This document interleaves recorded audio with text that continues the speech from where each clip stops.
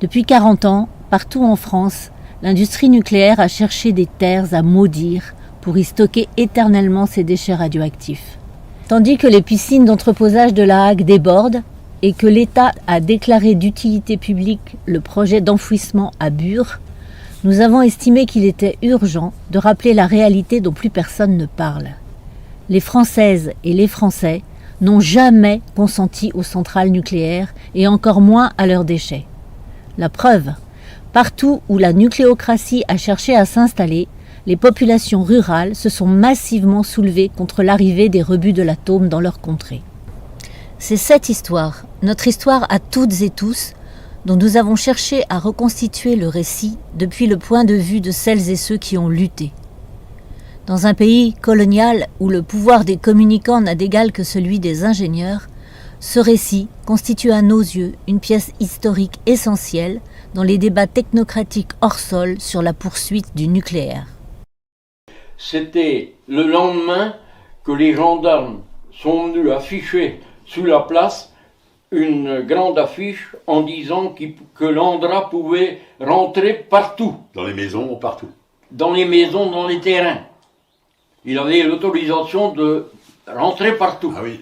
Bon, j'ai dit, faut qu'on fasse quelque chose, c'est pas dans 15 jours, c'est tout de suite. Voilà ce qui était prévu. Des puits de plusieurs centaines de mètres, coincés dans des couches solides et imperméables, capables de recevoir plusieurs centaines de tonnes de produits radioactifs. Mais depuis 87, date à laquelle les 4 sites ont été choisis sur la carte de France, les événements vont de mal en pis. À la photo du nom, on a déjà rassemblé 2500 personnes à la Gibaudière. L'an dernier, à la fête de Noyant-la-Grabouillère, c'était 10 000 personnes. À la manifestation du 20 janvier à Angers, c'était 15 000 personnes. Et puis là, en 3 dimanches, c'est 20 à 25 000 personnes qui passent. Alors c'est fou l'évolution de la mobilisation. La Gibaudière, y'aura pas de nucléaire. Allez. Et pas plus que vous direz. La terre est bonne, très bonne pour... Allez, encore un coup, le dernier coup.